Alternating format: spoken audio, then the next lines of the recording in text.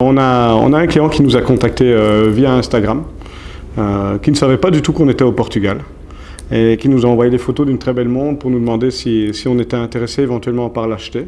Moi, quand j'étais petit, l'Algarve était vraiment incroyable parce que la côte, à partir d'Albufeira vers Lagos, elle est magnifique pour faire du bateau en fait. Et donc nous, on passait 3 mois ici et moi je connais tout ça, on faisait du voilier pendant 3 mois ici. Donc, excellent. Quand j'ai vu les photos de la montre, je lui ai dit directement que oui, j'étais très intéressé par la montre parce que c'est une montre très particulière pour nous. C'est une montre Submariner 1680 Red de 1973.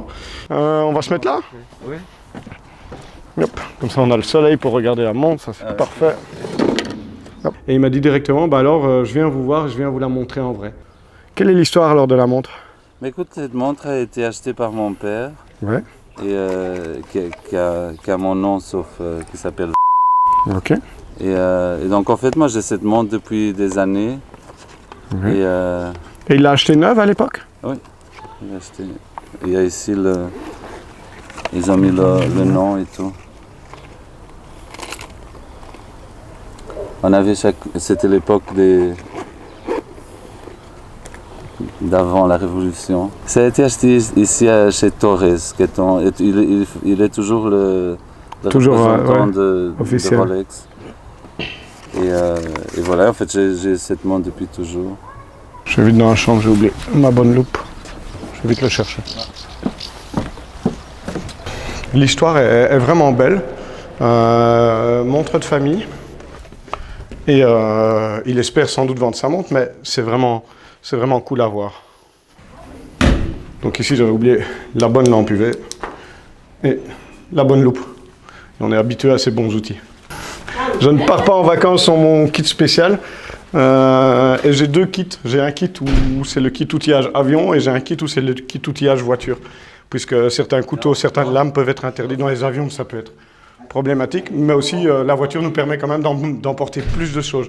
Ici, quand on part en voyage avion, on a quand même le strict minimum. Bon, il ne faut pas oublier que ces montres sont quand même des très gros montants et qu'il faut être très prudent dans toutes ces transactions. Il ne faut pas acheter une montre sans avoir vérifié un maximum de choses. Ce qui m'étonne, c'est le Submariner qui est raide, qui pour moi s'arrête en 73, 74, et la montre est 77. Non, c'est 74. Donc, sur les papiers, les 77, et donc justement je vais regarder les codes. Mais je pense que ça c'est pas le code nous donne 74 aussi. Et ici il y a une erreur dans cette montre, c'est que les papiers datent de 77. Or le RAID a déjà disparu normalement de ces montres en 77. Donc il y a une explication qu'il faut comprendre, qu'il faut trouver. Non, c'est 74 parce qu'elle a été achetée, date de l'achat, elle a été achetée en 77, mais la montre c'est ça, mais la montre a été fabriquée avant. Ah, oui. Mais c'est pour ça que je dis justement, je dois vérifier. Je ne vais pas en vendre pas comme aujourd'hui, non. Non. Aujourd'hui, une Submariner en vitrine, elle fait 10 minutes. Ça s'explique souvent simplement parce que le fait est que les montres étaient produites avant d'être vendues. Et à l'époque, c'est pas comme aujourd'hui où une Submariner est vendue directement quand elle arrive dans un shop Rolex. À l'époque, elle mettait parfois 3 à 4 ans où elle traînait dans un coffre, elle n'était pas mise en vente directement. Et donc parfois, le certificat est daté vraiment beaucoup plus récemment que la fabrication de la montre. Premier propriétaire, en fait, maintenant on a l'histoire complète, ça n'était pas la montre de son papa, mais la montre que son papa lui a offert. Hein. Il lui a offert assez jeune, d'après ce que j'ai calculé avec sa carte d'identité, vers 15 ans, 16 ans. Hein. Donc c'était vraiment déjà un très beau cadeau à l'époque.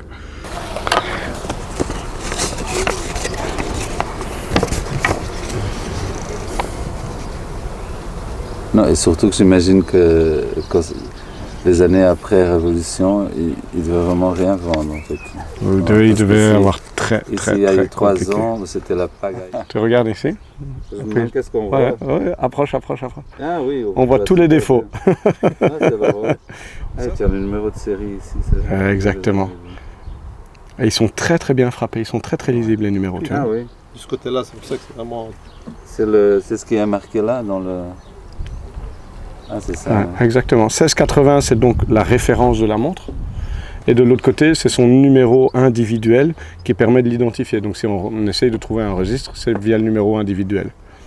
Donc elle est full set, boîte papier, Submariner 1680, Red, Open Six pour les amateurs, vraiment, en plus du mat dial. C'est vraiment très très bien. Elle a eu juste, à mon avis, celui-là. Juste celui-là, un seul service. Je pense qu'elle est juste C'est ça. extraordinaire. Parce que bon, à l'époque, moi, je ne l'utilisais pas beaucoup. Non. Et après, c'est quand je suis venu en Belgique, quand j'ai commencé mes études universitaires, que je l'ai vraiment mis au poignet. Et là, je la mettais tout le temps, parce que sinon, c'est comme vous dites, si on ne l'utilise pas, moi, j'avais toujours quand je suis avec une montre, ou bien elle est au coffre, ou bien elle est dans mon poignet. Bah oui, jamais. Il y a un côté refuge d'investissement et où les gens sont rassurés dans du moderne parce que ce sont des montres où il n'y a rien à vérifier. Ici, forcément, tu vois, Oui, les papiers, le bracelet, détails. et le client qui ne connaît pas l'ancien, qui n'a pas l'habitude de l'ancien, va dire Ouais. « Ah oui, mais la montre n'est pas toute bonne ». Non, Ouais. elle a juste du vécu. Une montre de 74 qui serait toute bonne, de 73 qui serait toute bonne, c'est une montre qui a été mise au coffre, jamais portée, jamais aimée, et finalement c'est triste. La montre qui a été portée comme ça pendant 45 ans, ben oui, elle a été en service, ben oui, le bracelet a été usé et on l'a changé. Il valait mieux ça, sinon elle aurait été perdue la montre. Donc si on l'utilise en bon père de famille, dans des bonnes conditions, on doit restaurer aussi l'objet, quoi. Ni lui ni moi, on a commencé à négocier le prix. On parle vraiment que de la montre, on ne s'intéresse pour l'instant qu'à la montre. Ça ne sert à rien de négocier un prix tant qu'on ne sait pas si la montre va me plaire, si je vais vouloir l'acheter ou pas. Mais comment on peut faire si on se décide Si on se décide, parce moi, que vous êtes là jusque demain. jusque demain soir. Ouais. Oui. Alors on se recroise, je peux faire le virement devant toi avec l'ordinateur. Hein? Comme ça tu vois que je l'ai fait, qu'il est débité de mon je compte. viens en Belgique. Voilà. Oui, et puis nous on est depuis quoi maintenant on est depuis 16 ans, même endroit, la même adresse, tu peux demander à... Ça va, on ne va pas déménager demain. Et on rédige un petit contrat de vente, qui est un contrat très simple, où tu reconnais que tu nous as vendu la montre, on le signe, et ça s'arrête là. On a besoin de la carte d'identité, évidemment, pour faire ça. On prend une photo recto verso de la carte d'identité, ça c'est une mesure vraiment contre les montres volées, à laquelle on est obligé de se soumettre, et c'est une très bonne chose en Belgique. Et that's it, c'est assez simple. Hein. Apparemment ça se passe bien, maintenant on va essayer de finaliser la transaction bancaire. Il faut encore rassurer le client évidemment parce que comme on est au Portugal, il a peur qu'on ne fasse pas la transaction jusqu'au bout. Et c'est ce qu'on va voir ça ensemble maintenant. J'ai ici là, en fait, j'ai ici la carte. C'est bête parce que la carte est indiquée. Ah, magnifique.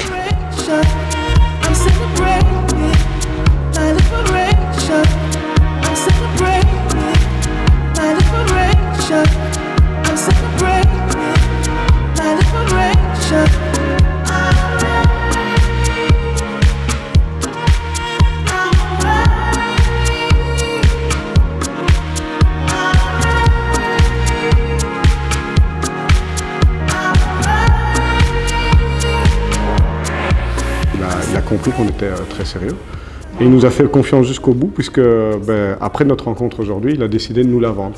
La négociation de prix s'est assez bien passée, assez rapidement. Maintenant, on a fait une très belle offre dès le départ, donc c'est une offre qu'il comprend. Il sait aussi exactement quel objet il a entre les mains à la base, donc il en attend un certain prix aussi et c'est ce qu'on a donné pour l'obtenir aujourd'hui.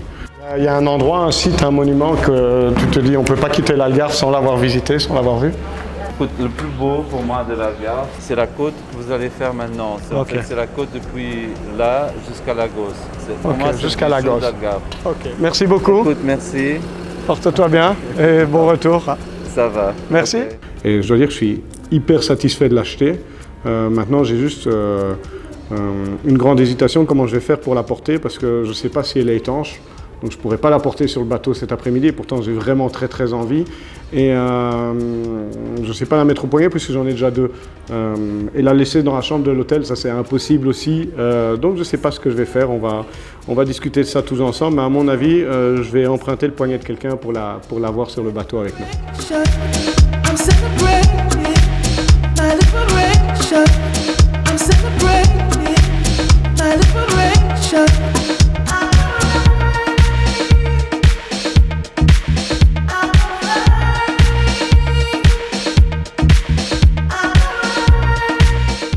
Vintage is time. Time is passion.